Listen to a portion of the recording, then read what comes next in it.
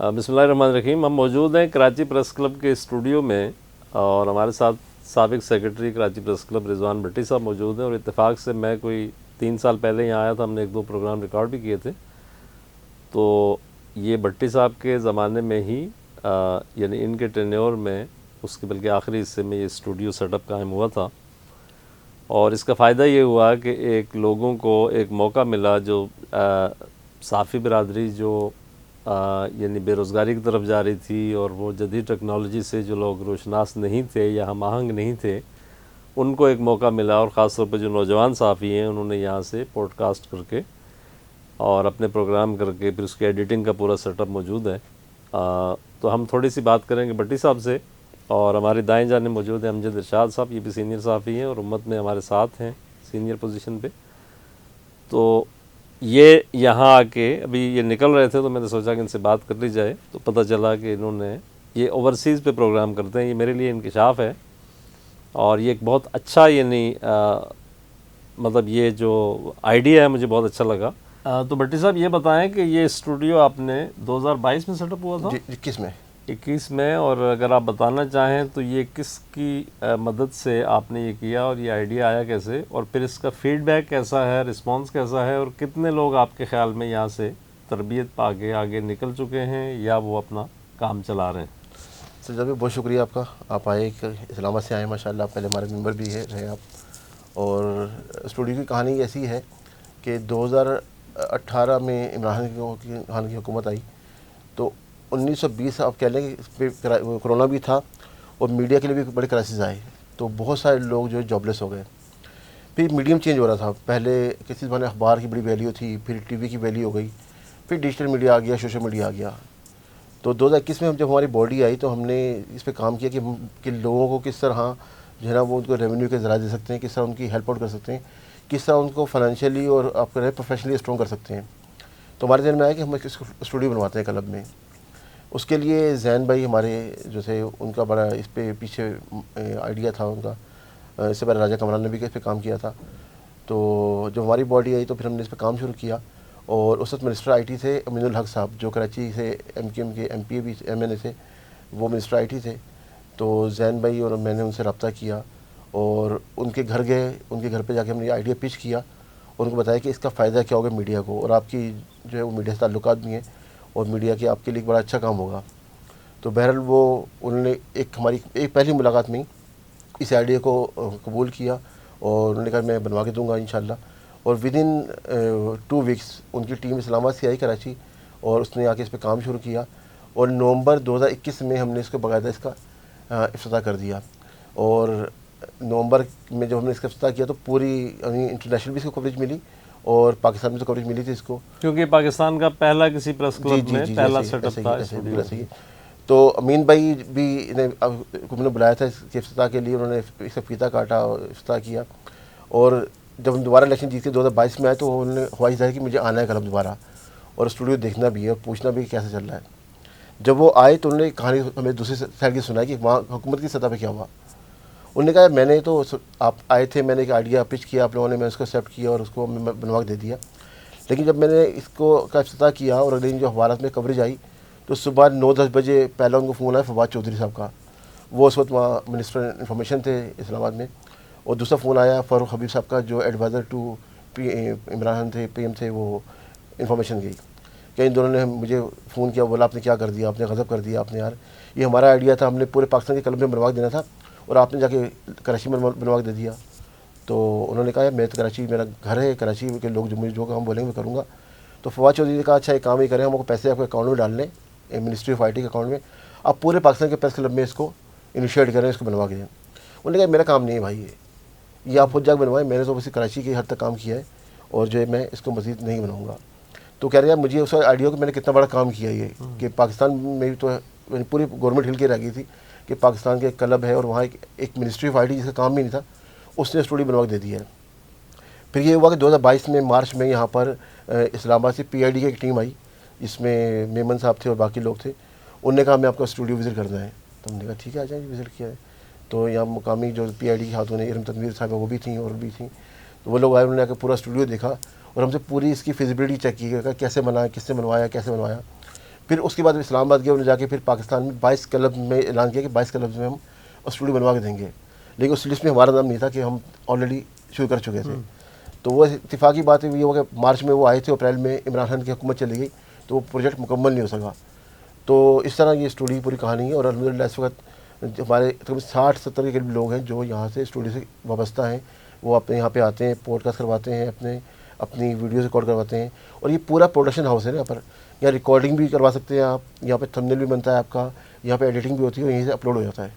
اور کم سے کم چارجز پہ؟ چارجز کوئی نہیں ہے, کوئی چارجز نہیں, کسی ممبر کے لیے کوئی چارجز نہیں ہے. اور ہم نے اسی رکھا تھا کہ لوگ پروفیشنلی اسٹرانگ ہوں, یعنی اگر کسی کی جاب لیس ہے تو وہ یہاں پر آئے, یہاں سے کوئی پیسہ نہیں دینا. آپ اسی ایک سلاٹ بک کروائیں اپنی, یا پورا ایک سسٹم بنا ہوا ہے. ناصر بھائی ہمارے انچارج ہیں یہاں پر, وہ ٹائم بک کروا لیں, آپ اپنی ریکارڈنگ کرنی ہے, آپ گیسٹ کا لکھوائیں, گیسٹ آپ کا آئے گا, وہ سلاٹ آپ کے لیے بک ہوگا.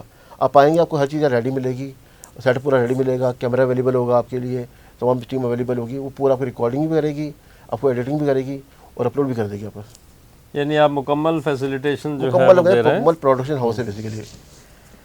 اچھا, امجد ارشاد صاحب جو ہیں وہ اس کی ایک مثال ہیں جنہوں نے اپنے طور پر یہ یہ انٹرپرینیورشپ کی بھی ایک قسم ہے نا یہ بنیادی طور پر, کہ آپ اپنے طور پر چیزیں جو ہے وہ کر رہے ہیں, اور اگر آپ اس کو کمرشلی چلانا چاہ رہے ہیں تو وہ ظاہر ہے کہ جو ایک افتاد آئی ہے اپنا, خاص طور پہ پرنٹ میڈیا پہ اور پھر الیکٹرانک پہ بھی آ رہی ہے, تو اس کے بعد اس کی ضرورت تھی کہ لوگوں کو انڈیپینڈنٹلی کام کرنے کا موقع دیا جائے. تو آپ نے یعنی یہ جو شروع کیا سلسلہ کب شروع کیا, اور آپ کا ایکسپیرینس کیسا رہا, اور آپ کو اوورسیز پہ کرنے کا خیال کیسے آیا؟ دیکھیے, سب سے پہلے تو میں یہ کہتا ہوں کہ میں اپنے رضوان بھٹی صاحب نے یہ بڑا زبردست کام کیا, کہ ورنہ اگر یہ اسٹوڈیو نہ ہوتا تو میرے جیسا دیسی آدمی تو یہ کم از کم, میں ڈیجیٹل نہیں ہوں تو میں تو یہ کام نہیں کر سکتا تھا. میں سوچ بھی نہیں سکتا تھا کہ میں جو ہے وہ اپنا کوئی چینل بناؤں گا. تو یہ فیسلٹی مل گئی سب کو. اور دوسرا یہ کہ یہ اوورسیز کا یہ کیسے خیال آیا, تو میں جو ہے وہ تقریباً 2.5-3 سال پہلے جب میں گیا تھا جرمنی, تو وہاں پر لوگوں سے ملاقات ہوئی, وہاں پر دیکھا تو وہاں پر پہلے بھی لوگ چلا رہے تھے جو پاکستانی تھے, لیکن ظاہر وہ پروفیشنل نہیں تھے نا, وہ شوقیہ زیادہ تھے. تو وہاں پر لوگوں سے بات ہوئی. پھر جو ہے ظاہر آپ کو پتہ, میرا چھوٹا بھائی بھی اٹلی میں ہوتا ہے, وہ بھی وہاں پہلے 92 کا نمائندہ تھا, آج کل دنیا کی نمائندگی کر رہا ہے, تنویر. تو وہ اس سے بھی بات ہوئی. تو وہاں یہ میں نے دیکھا کہ وہاں پر جو صحافی بھی کر رہے ہیں وہ جز وقتی ہیں, ظاہر ہے ان کا روزگار نہیں ہے, تو وہ اتنا ٹائم نہیں دے پاتے اسٹوریاں تلاش کرنا, وہاں مسائل بہت ہیں. تو پھر میں نے کہا کہ نہیں, میں اس کو ایک فوکس کر لیتا ہوں, بہت سی چیزیں ہو رہی ہیں. تو پاکستان میں کوئی صحافت سے وابستہ پکا بندہ جو ہے نا, وہ فل ٹائم یہ کام اس پر نہیں دے رہا. تو وہاں سے میں نے یہ آئیڈیا لیا, اور الحمدللہ وہ بہت کامیاب رہا اور بہت اچھا ریسپانس آیا ہے اوورسیز پاکستانیوں کو. تو پھر اس کو میں نے سلسلے کو آگے کر دیا اس کو.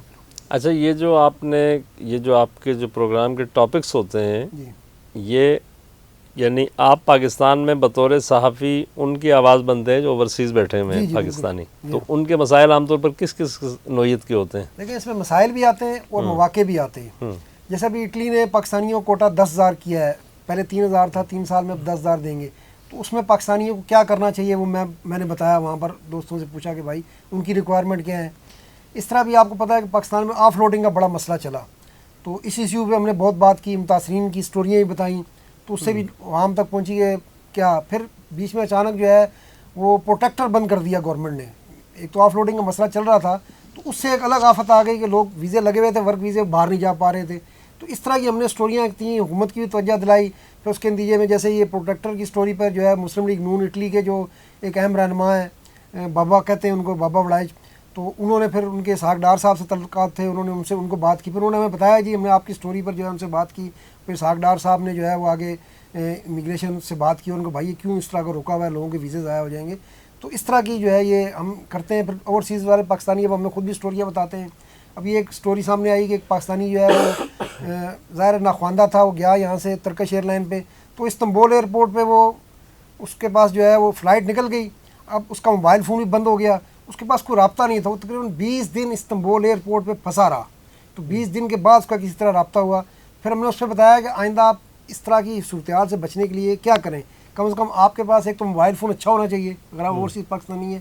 پھر اگر آپ سفر کر رہے ہیں تو آپ کے پاس کچھ نمبر آپ کے پاس لکھے ہوئے ضرور ہونے چاہیے, تاکہ موبائل فون جیسے اس کا خراب ہو گیا, کہیں سے رابطہ بھی نہیں کر پایا, تو تاکہ آپ کسی سے رابطہ کر سکیں. تو ہم کوشش کرتے ہیں کہ اس طرح کی تجاویز دیں, لوگوں کو سمجھائیں. پھر یہ جو غیر قانونی سفر ہے اس کی حوصلہ شکنی کے لیے بتاتے ہیں کہ بھائی اس طرح کے سفر میں جو حادثات پیش آتے ہیں ان کی صورتحال بتاتے ہیں. تو یہ ہماری کوشش ہے کہ اویئرنیس بھی ہو اور باہر جو روزگار کے مواقع ہیں وہ بھی ہوں. ابھی جیسے ہم نے اسٹوری کی ہے کہ بنگلہ دیش نے 2025 میں 7.5 لاکھ لوگ صرف سعودی عرب بھیجے ہیں. تو اس پہ بھی میں نے پروگرام کیا کہ میں نے دیکھیں سعودی عرب سے تو ہمارے تعلقات اچھے ہیں, تو ہمارے 7.5 لاکھ جانے چاہیے تھے. ہمارے تو ٹوٹل 7.5 لاکھ گئے ہیں سارے ملکوں میں, صرف بنگلہ دیش جو ہے 7.5 لاکھ کوٹا لے گیا ہے. تو اس کا مطلب یہ ہے کہ ہماری حکومت میں کمزوریاں ہیں کہ ہم نے اس طرح اپنے ورکرز کے لیے پرسو نہیں کیا. اچھا, اس میں ایک چیز اور بھی ہے کہ فرض کریں کہ کسی کو کوئی ویزے کی ایشوز درپیش ہوتے ہیں یا پاسپورٹ کے ہوتے ہیں یا مطلب اوور اسٹے کا ہوتا ہے, یا ایک اور بڑا ایشو جو ہے وہ یہ ہے جو ڈنکی لگا کے لوگ جاتے ہیں باہر جاتے ہیں پاکستان, ایلیگل امیگریشن جو ہے, اور اس کی وجہ سے پاکستان بدنام بھی ہے اور بہت زیادہ نقصان بھی ہوتا ہے. تو اس سبجیکٹ کو بھی آپ نے کور جی کیا اس ہے؟ پہ بھی کیا ہے. اور یہ اب اللہ کا شکر ہے کہ پچھلے تقریباً 1-1.5 سال سے پاکستانیوں کی تعداد بہت کم ہو گئی ہے ڈنکی لگا کر جانے والوں کی. اس کی ایک بڑی وجہ تو یہ آئی کہ برطانیہ نے جب ورک ویزے شروع کیے جو بند ہو گئے ہیں, تو پاکستانیوں نے لیگلی جو ہے برطانیہ مائگریٹ کیا بڑی تعداد میں. ایک وجہ تو اس کی یہ بنی. پھر اب یونان جو ہے وہ ورک ویزے دے رہا ہے پاکستانیوں کو, رومانیہ دے رہا ہے, اٹلی دے رہا ہے, اور لوگوں کو بھی دے رہے ہیں, لیکن پاکستان کا بھی اس میں کوٹا ہے. ایک تو اس کی وجہ یہ بنی. دوسرا یہ کہ حکومت نے بہت سختی کی. اور تیسرا جو اس میں ڈیٹرنس آیا ہے کہ 2-3 حادثات ہوئے. جیسے یونان میں پہلے کشتی ڈوبی, پھر جو ہے وہ افریقہ کے قریب وہ جو آپ کو پتہ ہے کشتی میں پاکستانیوں کو چھوڑ دیا گیا تھا اکیلے, اور بیچارے ان کی بڑی دردناک موت ہوئی. تو اس سے بھی لوگوں میں خوف پھیلا, کیونکہ یہ پٹی تو ایک ہی ہے, گجرات, منڈی, باولدین, بمبر. تو جب وہاں پر میتیں پہنچی, کچھ لوگوں کے میتیں بھی نہیں ملتی, تو اس سے لوگوں میں بھی خوف ہوا کہ نہیں یار اپنے جوان بچوں کو اب جو ہے ہم نے اس طرف نہیں دھکیلنا. زبردست. تو آپ اگر ضرورت پڑے تو آگے یعنی جو متعلقہ شعبے کے جو ایکسپرٹس ہیں ان کو بھی آپ دعوت دے سکتے ہیں اگر کوئی دعوت دے سکتے ہیں. بالکل ہماری کوشش یہ ہے کہ ہم وہاں کمیونٹی رہنماؤں سے جو ہے پہلے تو ان سے اس پہ معاملہ کریں. جیسے بھی پاسپورٹ کا ایشو چل رہا ہے, نادرا نے دفتر تو بند کر دیے ہیں باہر سفارتخانوں کونسل خانوں میں, آن لائن کر دیا ہے. اب لوگ آن لائن اپلائی کرتے ہیں تو ان کی انکوائری ڈال دی جاتی ہے. مطلب یہ صرف خام خواہ پریشانی والی بات ہے. اب بہت سے لوگ رابطہ کر رہے ہیں کہ جی ہم وہ آن لائن اپلائی کیا ہے, تو وہ کہتے ہیں نہیں جی ہم نے آپ کی انکوائری ڈال دی ہے. پہلے پاسپورٹ بنا ہوا ہے, پھر اگر آپ نے نادرا کا دفتر بھی نہیں بنانا اور آن لائن انکوائریاں بھی ڈالنی ہیں تو وہ تو ایک پریشان کرنے والی بات ہے.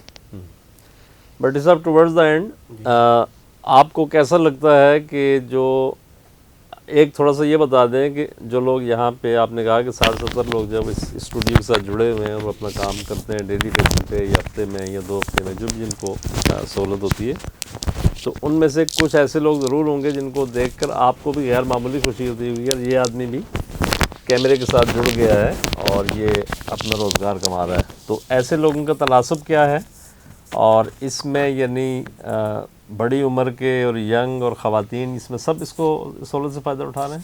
جی بالکل ایسے کہ تمام ممبر اس میں خواتین بھی ہیں, ینگ بھی ہیں, جیسے بذائم جنہوں نے بتایا امجد بھائی بھی ہیں. وہ لوگ جو اخبار سے وابستہ ہیں وہ بھی کام کر رہے ہیں, اور جو لوگ فیلڈ چینج کرنا چاہ رہے ہیں وہ بھی کر رہے ہیں. اور یقین نہیں کریں یہ دل سے خوشی ہوتی ہے نا کہ ہم نے لوگوں کے لیے روزگار کے موقع پیدا کیے ہیں. یعنی یہ تو ایک نیکی کا کام تھا. ابھی لاسٹ ویک بھی امین بھائی آئے ہوئے تھے مبارکباد دینے نئی باڈی کو, تو انہوں نے دوبارہ ریممبر بھی کیا ان چیزوں کو. یار مجھے آج بھی ان کو بھی وہ بھی کہتے ہیں یار مجھے دل سے خوشی ہوتی ہے کہ میں نے ایک ایسا کام کیا ہے جس سے لوگوں کو روزگار کے موقع ملے ہیں, یعنی لوگ اپنا پروفیشنلی اسٹرانگ ہو رہے ہیں.